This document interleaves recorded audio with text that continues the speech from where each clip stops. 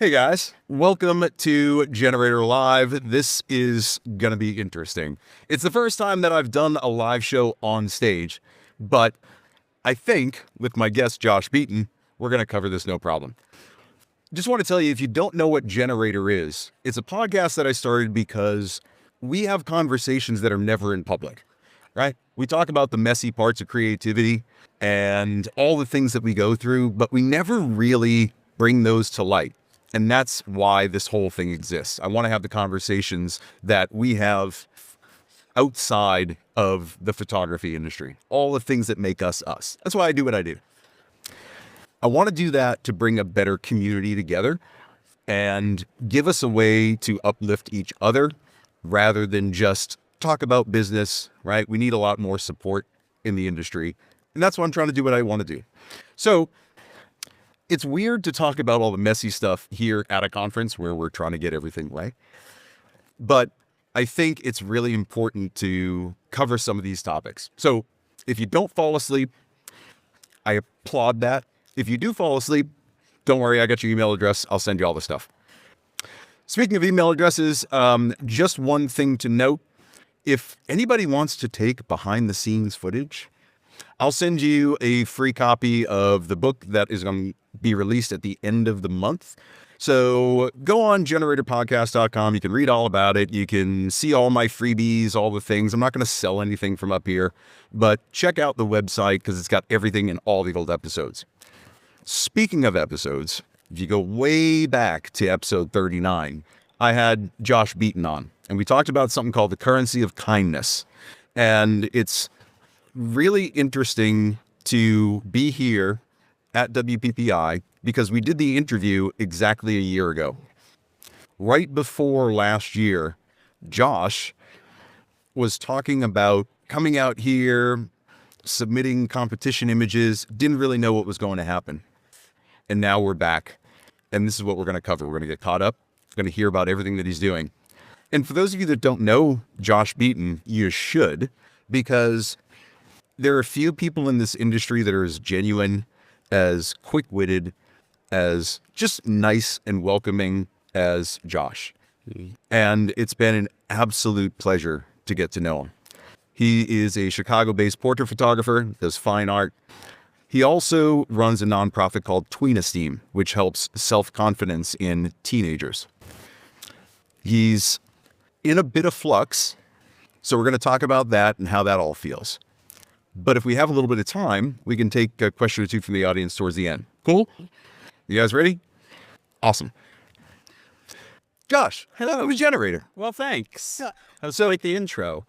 Well, you know, it's all generally true. Yeah. Most of it. Ish, yeah. So, like I said, when we talked last, right? Yep. You didn't know what was going to happen. You had submitted an image with, the dark wings, and you were pretty stoked about how it might perform, but you had no idea what was coming. Right. You also won the Jerry Ghionis scholarship. I did. Yeah. Again, did not know that was happening.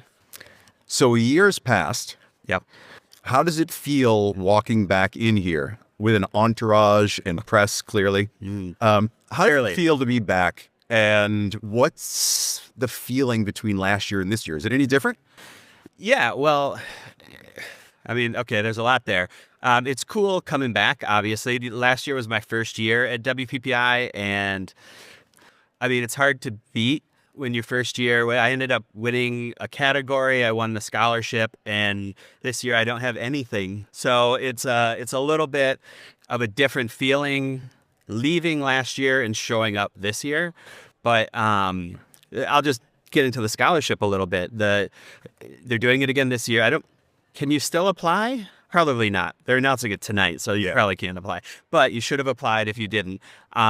It's such a cool thing that Jerry and Melissa do, and they did it. This will be their third year.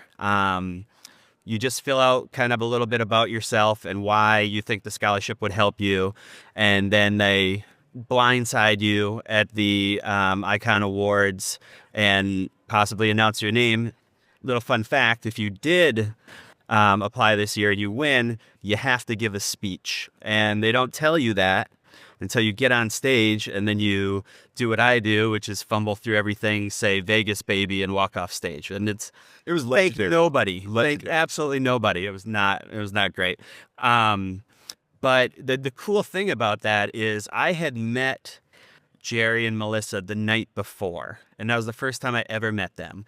And of course, I knew who they were, and we had a lot of mutual friends, but I had never met them. We had never had an interaction before. And the thing that was so cool about that is I was having kind of a year of like, believing in yourself and the lack of that and all of that. And the prizes were awesome. I'm not going to lie. The prizes were awesome. But the thing that was so cool is that two people that I just met let me know how much they believed in me. And they didn't just like pull me aside and tell me. They screamed it from a stage in front of, what was there, 1,000 people, 400? I don't know how many people are showing. 10 or 15. Yeah, 10 or 15 people. Right. But in front of a whole crowd of people. And that itself meant way more to me than any of the prizes did. And it's just, as we'll get into later, with the self-esteem is a big thing that we work on. It is such a boost just knowing that people believe in you. And that's another thing why I love coming to these conferences is my friend Erica and I were talking earlier about how when somebody comes up to you and just says, hey, I've been following you. I don't know you. I've been following you. I love your work. The feeling that it gives you is just so cool that I suggest to anybody out here, if you see somebody and you love their work, go tell them. Because they don't hear it enough. I can promise you that. And it's just, even if they're all shy about it, like probably me, and you get all dumb and you just walk away, they appreciate it, and it's super cool. So that's what I would say about that.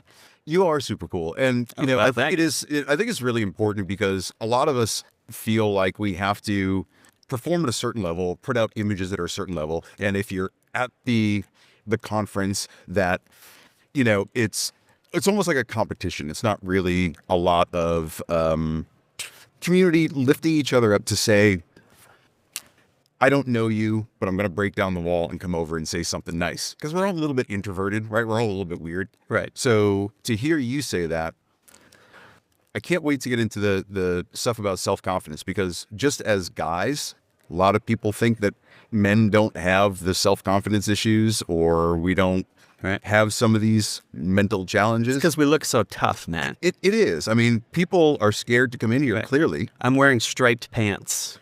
I just want you to know that. So the last time we talked, you're also starting to move the Chicago studio to New York, starting those plans. Yeah. You were switching from more portrait work into commercial work, editorial work. Yeah. And you were talking about this kind of state of flux that you were in, right? So what do you think you were trying to figure out as you developed all this change, right? So we don't switch genres easily. So what do you think were you chasing anything? Well, so I've been following you guys. I don't know if anyone's heard of her. She's this up and coming photographer named Annie Leibovitz. I heard she was doing like a seminar this morning. I think it's a photo walk. All right, yes. I don't know.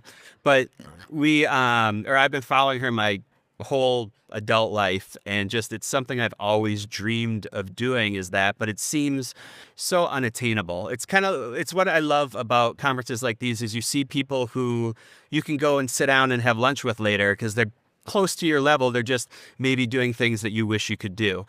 When it's somebody like her or a million other photographers that I love, they just seem so unattainable. Yeah. So I guess I can only speak for myself. So I set my goals lower, right? Because I can't do that. So then you find what you can do and you do it for a while, and then you get older and you start thinking about, we're going to keep this really joyful. Like, we're all going to die, right? And it's like, how long do you want to do something that you like but isn't your dream before you just like, all right, let's just do it. Let's just take a chance on it. And for me, there's a couple of worlds collided because my wife is from New York. She, of course, would love to go back. And so once my daughter graduates from high school, we're we're making the move there, and we're just gonna, or I am just gonna give it a shot. I mean, might as well. If I fail, there's people there that do portraits, so I can always, there's safety nets, invisible safety nets there. Yeah. But yeah, I mean, it's just like why not follow your dreams? So I think I even said this on your podcast, but Jim Carrey, the philosopher, says that he has a great quote that you've probably heard that says, you can fail at what you don't want to do, so you might as well give it a shot to do something you love. And that is sort of a credo that I live by. With Chicago closing down, I'm sure there's a lot of decisions kind of made there, right? I don't even care about the business logistics. How did you work that out with your wife? How did that work as a relationship? And What do you mean? Making the decision to have this big shift, move to New York. She told me we were doing it. All right, fair enough. All right. Yeah. How did that feel? Well, that's where we get into self-esteem. Yeah. No, she basically, we talked about it years ago. What are we going to do when the kids are gone? I don't have any like roots that I need to keep me anywhere. So, and New York was something I always assumed I'd move to. Yeah. I didn't assume it would take me till I turned 50 years old, but why not? Again, if I wait till 5 years from now, then I'll be 55 years old. Like, then it will just never happen. And you know, I why not? Why not now? Right? Why not me? That's awesome. I think there's something with studios, and it's just kind of made me think of this. I wrap a lot of my identity into owning a studio and running a studio, like a lot of us do, right? So anybody that has a space, you kind of become attached to it, and you build this identity that I'm a studio photographer, and it's like it's your safe space. It's your would-be that you wrap yourself in. Yeah. And did you find that as you're making this decision to move, which sounds pretty logical, that there were parts of you that were still wrapped up in the identity of being a Chicago-based photographer? Yeah, I think it's more of losing the studio is the biggest thing, because I spend all day there. Yeah. And I do a lot of just fun creative shoots just for myself and for this kind of stuff. And I think I'm going to lose a lot of that, because for me, it'll be like, I have an idea. Great. I'll call somebody. We'll bring them into the studio. We'll do it. In New York, I would need 16 jobs to afford a studio, and then I'd never be able to shoot anyway. So it's just sort of you know, I have a lot of friends who are photographers in New York, and they're just like, no one has a studio. You rent it when you need it. Well, I don't know that I'm going to rent it for a creative idea, you know, that is just like on a whim to see, like, maybe this will work out. I'm going to spend $400 and find out. I don't know.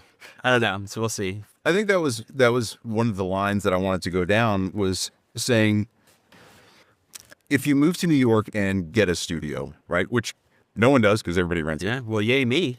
And you wind up renting a studio, are there parts of what you did in Chicago that you want to bring there? Like, you know, do you feel like it's almost a clean start in your photography to do something different in New York? Or are there elements of what you were doing in Chicago? And I'm not talking about the basic craft, but like the direction that you want to head as a photographer.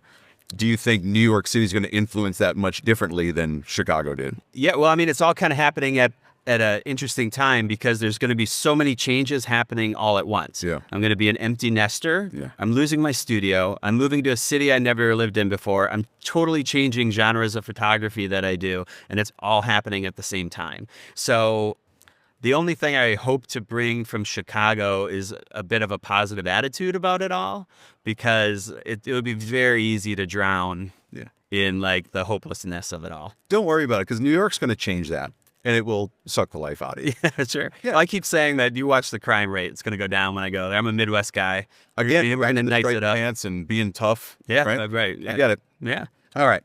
So as we kind of follow this path into New York City, there's a lot of decisions that you're going to have to make. I know that you've been working with was it a Rolling Stone editor over the past years, like a mentor? Yeah, the former photo editor, or former deputy photo editor for Rolling Stone. Cool. Yeah. How has that transition been? It's a tough thing. Like I've been telling people here, you know, we were talking to agents and just kind of how do you get into these magazines? How do you do this? And one agent said, well, you have to shoot more celebrity work. And we're like, cool. So how do you do that? And they're like, well, you have to have celebrity work to get celebrity work. And I'm like, well, okay, Makes sense. I guess I did it then. Great, but it's a slow thing. And she keeps telling me all you need is it to happen once. And then it's just like this, plug that gets pulled, and now you're, just rushing out, and everybody trusts you now because you have the nod from one of the big boys. So it's just keep trying. It's the ask 1,000 times, you hear yes once, and I'm at about 600 asks right now. Oh, you're just getting waiting for the yes. started. Yeah, I know. So Andy was talking about that a little bit this morning, about how it's kind of luck and then capitalizing on the opportunity in a lot of what she did. Yeah, she's been texting me about that. Yeah. So do you do anything like she was doing in terms of like following bands or people that will be future celebrities? So you're capturing them now without any understanding is where they're going to wind up, right? But it could luck out for you. Are you in the music scene? Are you doing anything with film or theater or anything like that? Well, my one brush with and celebrity is, I'm barely whispering the word here. No, in photography. Oh, all right. Was I shot some Love Is Blind people, and that got me on TMZ and stuff. Like, it's not really where you want your photos to be, but they were there. And then I have some actors that are like, one was on Dexter New Blood, and I don't watch the shows she's on. Hacks and stuff like that, and then just up and coming people. So sure, yeah, if one of them all of a sudden hit it, okay, that would help. Maybe they should get better at their career. But yeah, I mean, there's a lot of risk in it, right? Unless you shoot a established star or established brand, yeah, anyone that you come in that as a portrait client all of a sudden gets famous, yeah, that's great for you, All right. So let's play that scenario out. Nice traits. Yeah. Nice. So someone that you took a picture of gets really famous. How are you going to handle that if the images start going into places where you don't have control over them? My images did? Yeah. They all sign model releases, so they're mine, so they can't use them. Okay. Man, so then I just sue everybody and get rich. I think that's how it works. So what are you genuinely most excited about, and what do you fear the most in going to New York and getting set up now and reestablishing everything that you're doing? Well, so I think it's this life refresh, right? So not this past year, but the past couple years, and you've heard people talk about, I felt like my life was the Truman Show, right? I felt the same way. I felt like my life was the Truman Show, but I wasn't Truman.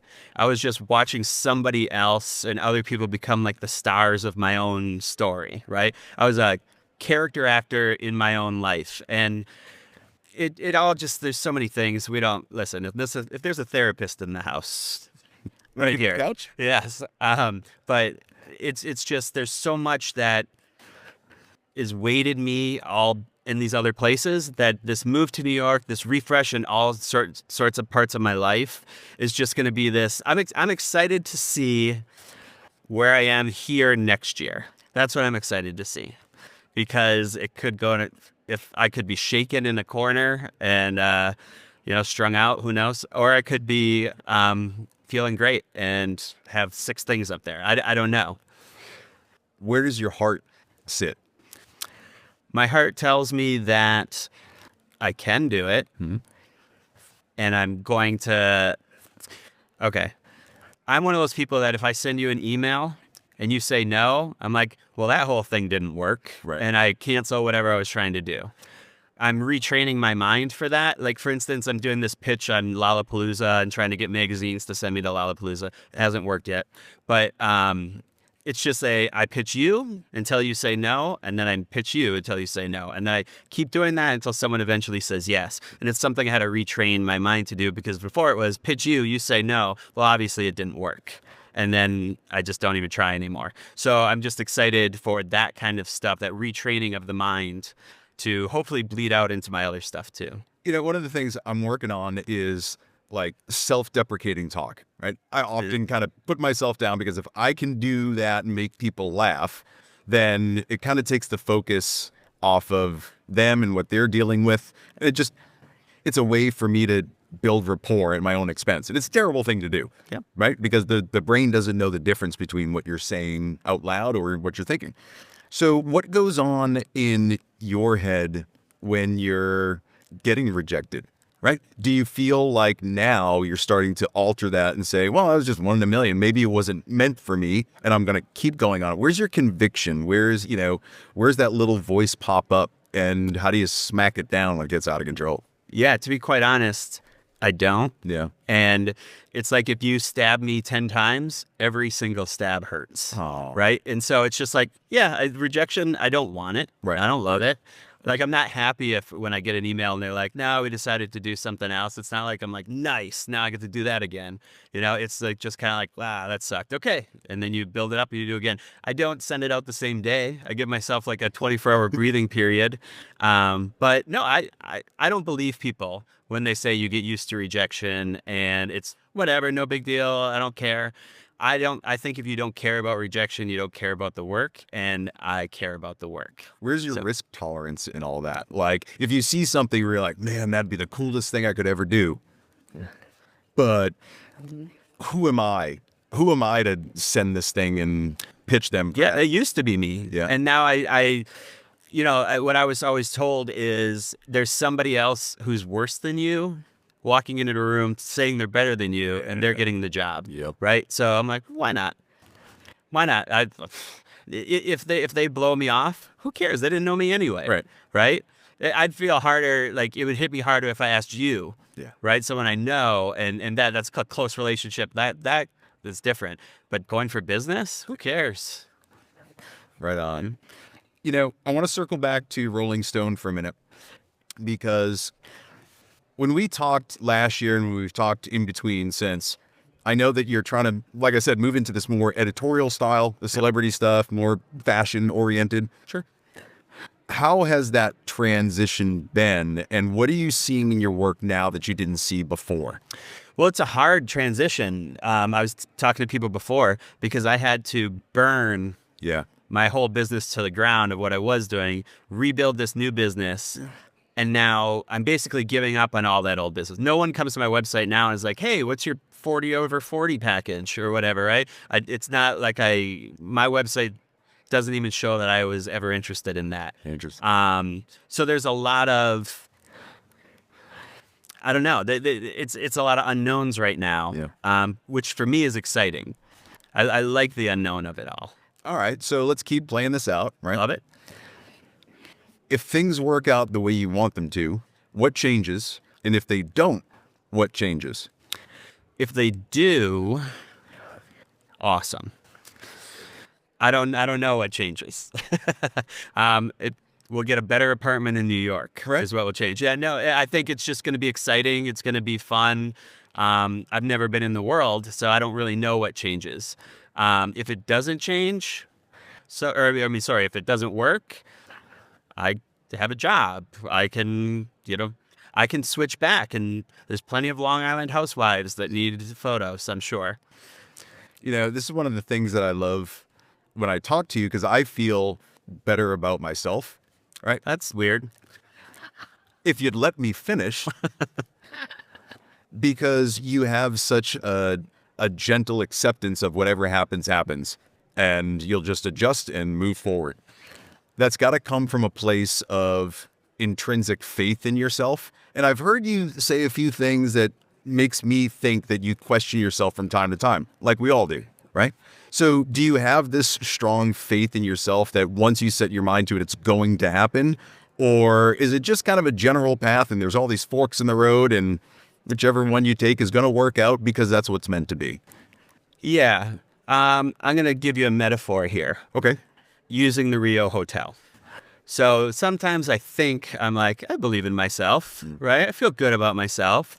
And then I'm in the shower and I notice there's a mirror right across from the shower and I have to stare at myself while I take a shower. And that doesn't make me feel good about myself at all.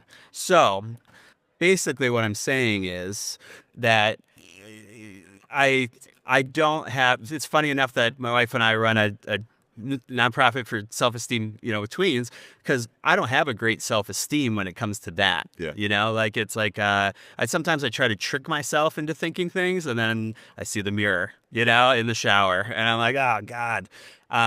So, I know we're going to get into it, but the nonprofit that we formed, I was telling a friend of mine that a lot of the stuff that you do to other people is kind of like you parenting yourself as a kid. Yeah. Right. And kind of giving little Josh the stuff he needed as a kid is what I'm trying to do to these kids. Right. And in turn, trying to give it to myself. And so, it's all the whole self-esteem thing is really just for me. It's super selfish. All right. Well, I have a great trick for you. Tomorrow morning, you're in the shower.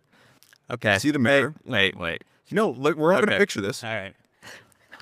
You're in the shower. We don't have to picture it, by the way. We don't have to picture it.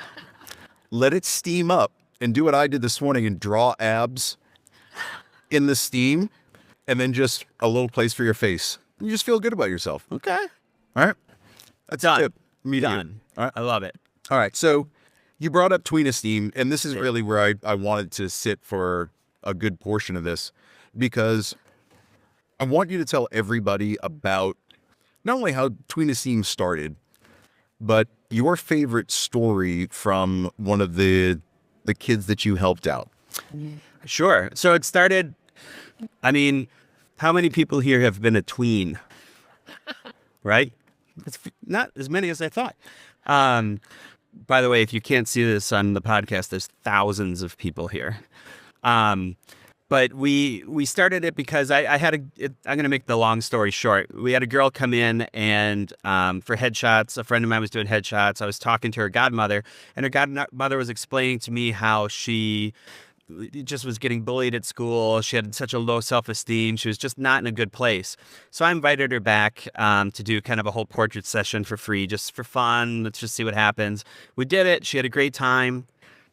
Delivered the images, and apparently she came home from school that day. She was, being a teenager, and she was shown the images and, doing that, getting a lot of emotions, but she's a teenager, so she can't show them, so she just faked it, and then ended up running for school council and ended up, does anyone know, like, the photo Vogue, like Italian Vogue or whatever it is?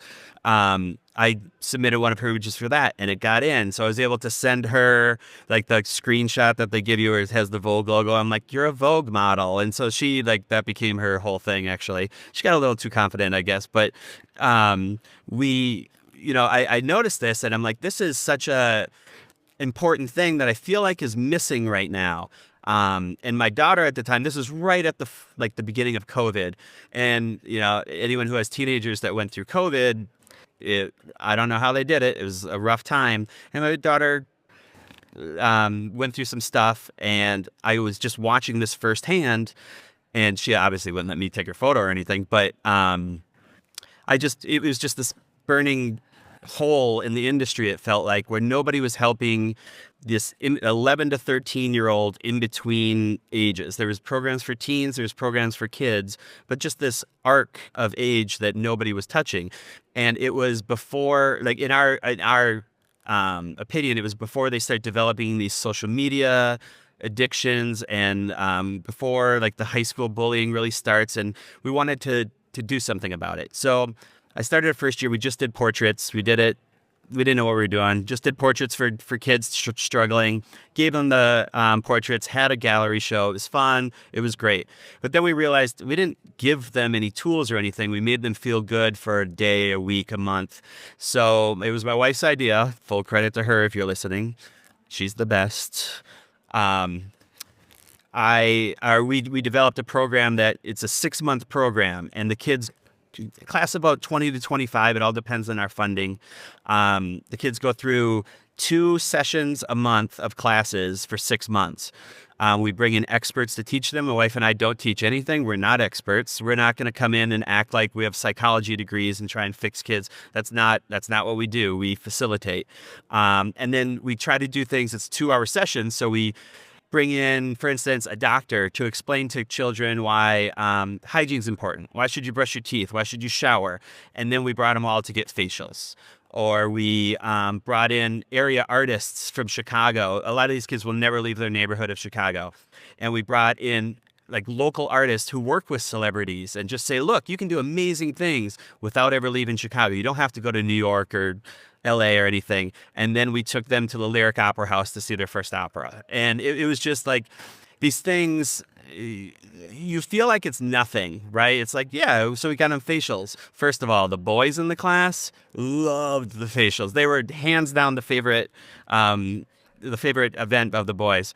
But then at the end of the year, we do a photo shoot for all of them. They each have a stylist, they each have a makeup artist.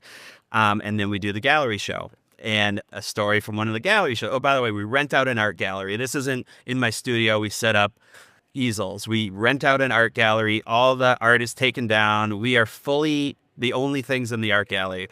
We have a full event with like the churro cart and drinks and food for the kids. And you dress up and it's just a full event. And my favorite story from one of those gallery shows is that the first year we did it, we had one boy. His dad was an ex-NFL player. I'm 6'4". He was bigger than me, like taller than me, larger than me, and wore sunglasses everywhere. He was a very intimidating guy. We tried to joke around with him throughout the year a few times. Wasn't having it. It was just kind of serious. So at the event, everybody poses with their family in front of the pictures.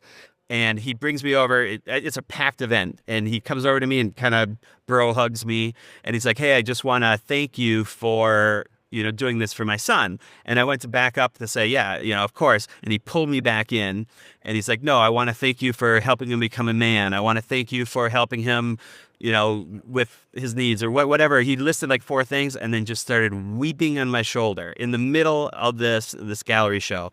And it was like, it's those kind of things. Because at that point you have done this for 6 months. Doing the gallery show is a lot of work. You're kind of at the end of like, all right, maybe we won't do this again. Like, this is so much work. And then that happens. And that was it. Then we're like, yep, no, this is what we're doing. It justifies it. Yeah, absolutely. And that's just one story. Yeah. There's one of the kids in the program couldn't talk to anybody, just fully autistic, not quite nonverbal autistic, but there. And they ended up gathering their courage after our session, walking into, they were a fencer for their high school. They walked into this, recruiting place. I don't know how it well works. I'm not a college athlete, but ended up getting a scholarship to school for fencing and made the junior U.S. national team for fencing. And it's just, their mom is on our board now. And like, she's like a true believer. So it's important. And this isn't like, that's my idea. Sucks for you guys. Like, everybody can do this in their city. It's not, even if I had Tween Esteem in every single city in the world, we couldn't help every kid. So do it in your own cities or whatever speaks to you. Do it with pets. Do it with anybody. It's helping the community. It's helping the community. And you were able to identify that. I think what you do is really important, not only for the kids, but for the families, like the story you were just talking about. Yeah. As you've worked with them over the months and years now, how has that affected your own self-image? Or are you able to separate that out from what you're learning from these kids? I mean, I got to believe that it's got an effect on you, seeing this over and over and over, and brings up a lot of questions in your own mind. So how has it affected how you deal with your own identity? Well, it's funny because I sit through every session, the whole season, I guess we'll call it. Yeah. One, because I want to develop a relationship with the kids so not the stranger shows up at the end of this program to take the photos and the kids have to readjust to that guy, right? But 2, I'm going through the program every year too, right? I don't get the facials, so that's kind of sucks. But that same dad that cried on my shoulder said that when he's feeling down, his son comes up to him and says, hey, have you tried? And talks to him about things that he learned in the program. And so that kind of thing, again, reinforces why it's important we do it, but that they're useful things. So I listen and listen. I've got 50 years of trauma to deal with, right? So there's a lot more than 3 seasons I need to get through this all. But no, it's true. It helps, not only because of the feel good, pat yourself on the back stuff of helping, kids in need, but learning the same things that they're learning that we all could learn. I mean, if they had this program when I was a tween, I'm not saying I wouldn't be the same messed up as I am now, but it would be probably a little less so. You mentioned that you've got these seasons of Tween Esteem. And when we talked last week or the week before, you mentioned that it's on a little bit of a pause. Yeah. Tell me about that. Like, where are you at? Because it's so tumultuous to move across the country and have all this stuff going on. Yeah.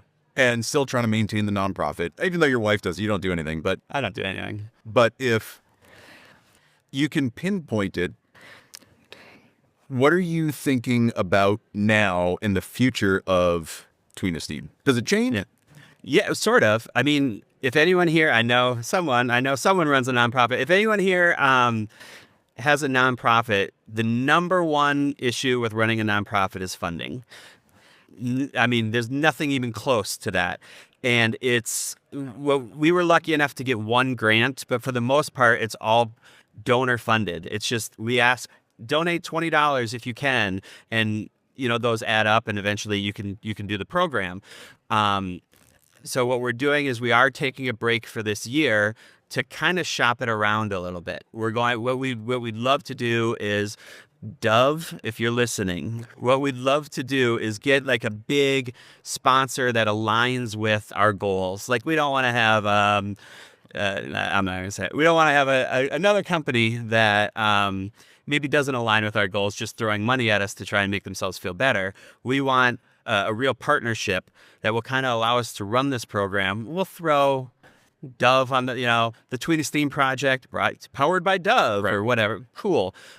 Just to ensure that we can do this. And we've talked about a few different ways to continue the program. Originally, we were thinking we just want to have a bunch everywhere, like almost satellite offices, France, right? Yeah, right. Tween Esteem Baltimore, Tween Esteem LA, Tween Esteem Seattle.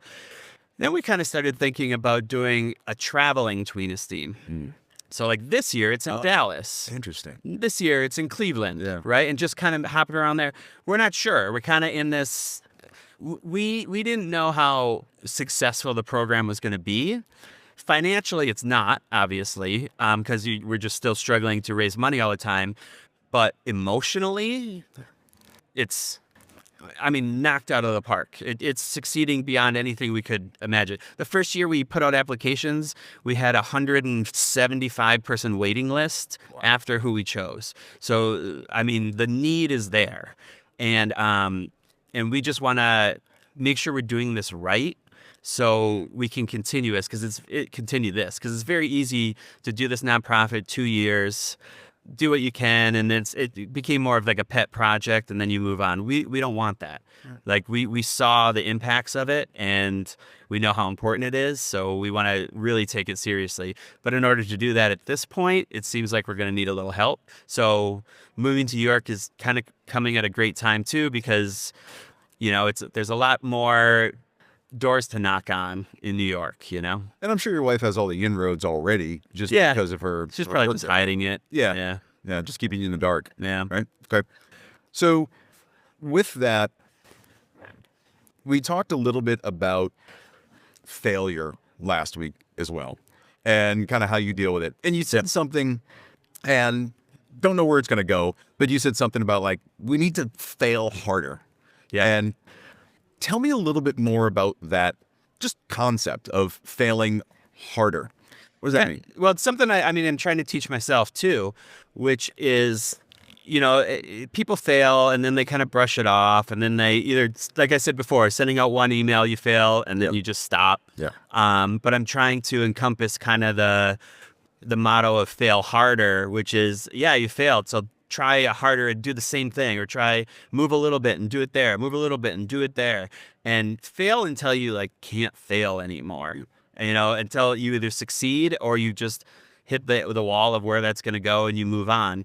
And I think you hear a lot of little talk about failure, but I don't know that anybody really, you do a good job here. And there's probably a few places, but where people really hear, like there's so many times I've come, no offense, WPPI, there's so many times I come to these conferences and I hear the person on stage talking and they give some story like, yeah, at 12 years old, Google discovered me. And then I shot, for my first campaign at 16. And so far, yeah, it's been a struggle. And you're like, no, it hasn't. And you can't relate to that.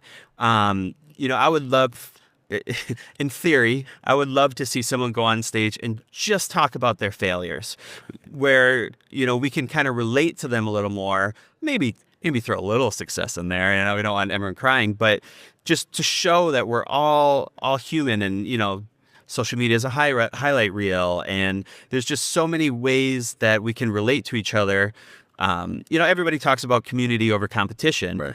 And I think community doesn't have to be all success. We share in our success, right? I think we can share in our failures too. Yeah, I use this analogy a lot, especially about podcasting, that there are some podcasts where people follow it for the material, the Joe Rogans, right? The conspiracy theories, the aliens and stuff. And then there are podcasts where the community follows it because the community is so connected to each other, right? Because they can share stories, they can kind of help support each other. So I get what you're saying, and I don't see enough of it. How do we change that? Well, Matt, if I knew, I think it's more of what we're doing right now, right? You talk about it, You get it out. I think there's a shame around failure that I feel it. I've talked to my friends. Last year I won a category. This year I didn't make the top 10 in anything. And there's a little bit of walking through there where you're like, God, like kind of bummed out about that one, let myself down there. But sharing that and talking to other people and, them saying, don't be like an idiot. Like I know 10 people made it, everybody is failing all around you. And it just seems like everyone's succeeding sometimes. And I just think talking about it, being open about it.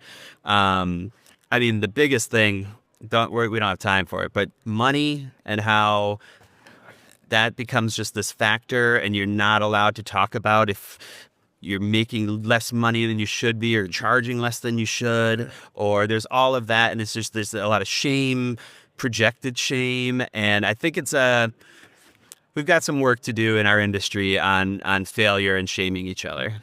So what it sounds like is that there's going to be an adult esteem nonprofit that you're starting. Yep. It starts at the Circle Bar, Bar, and a little later tonight. All right. So as we land this plane and we start to bring things home, we talked about earlier where next year is kind of like the big unknown, right? You're stepping into this void. Yep. Still striped pants. Still striped pants, right? I wouldn't want to see in anything else. I love whoever's chewing out there. Thank you very much. You've got quite the fan base. I appreciate quite the fan base. More listeners than I've ever had before. So as you kind of step into this void and you're thinking about your identity, you're thinking about all the fuzzy bits that go along with the move and changing genres, right? On failure, all of that. If you were starting over today, what would today Josh Beaton, the photographer, tell Josh Beaton, the new photographer, what to do, how to perform? What advice would you give, like, kind of your younger self if you were starting now? Right. Classic question. Yeah. I think, it's not new information here, but I think so many people worry about what other people think. Yeah. And I'm absolutely in that. We're all victims of it. Right. And the people that I really admire are the people that just do their own thing, right? I can walk through those, the print comp right now, and you point to people and you're like, yeah, like that kid was weird in high school, and that's awesome. And I just think that there should be more of that. I would tell myself, be weirder. Yeah. Is that possible for you? I don't know. Possibly. Yeah. I could wear stripes going horizontally. Ooh, no, they make it look wider. Yeah. That's not going to help your self-esteem. Okay. All right. So, Josh, it's awesome to catch up with you here. It just feels like it was kind of full circle. Sure. Yeah. So thank you, first and foremost. Where can people find information about your stuff when you get it kind of set back up? Or where can they think about donating to Tween Esteem? Well, it's so, by the way, I'm going to give you a little, I hope we have time. Don't just trust .orgs. I want you to tell you that right now. You can get a .org right now. Any one of you can do photo.org. We're a nonprofit. That doesn't mean anything. They can keep all your money. They don't have to do anything. Look for 501c3. That's where you have to file things. Like, it's all government involved. It's horrible to do. So there's a barrier that people have to jump over to be able to do that. So check for 501c3. So for Tween Esteem, we're just tweenesteem.org. And we appreciate anything. It'll tell a little bit more about the program on the website, and you'll see some of the images. There's everything that goes along with that is on the website, Instagram, and all that. Myself, it's joshbeaton.com. Again, looks nothing like it did 6 months ago. So the things that you see, there's a thread. Everyone that does kind of portrait photography, there's this thread that goes through all of our websites that you can kind of see. I don't have that thread anymore. So it's That's gotta feel good though. It feels good when the email lights up. Yeah. It doesn't feel good where it's crickets, silence. Yeah. And you're like, okay. You're checking to make sure the links all work. I've done that too many times. I send myself emails, just to make sure. Yeah. Dude, you're amazing. And I'm sure you all agree because you're here. One of the best, most sincere guys you're ever going to find in this industry. So do what you can. Spread the word about Tween Esteem, something like that. And if you think you can then handle a conversation like this at all or want to, go on the website, apply. I talk to everybody. I want to hear from creatives and what you're doing. So anybody can apply. Doesn't mean I'll say yes, but if you want to, please. I love having these conversations. We need to have more of them. So if you agree, tell your friends, apply. We'll have these conversations. Thank you guys for showing up. It means more to me than you could possibly know. Thank you. Thanks, guys.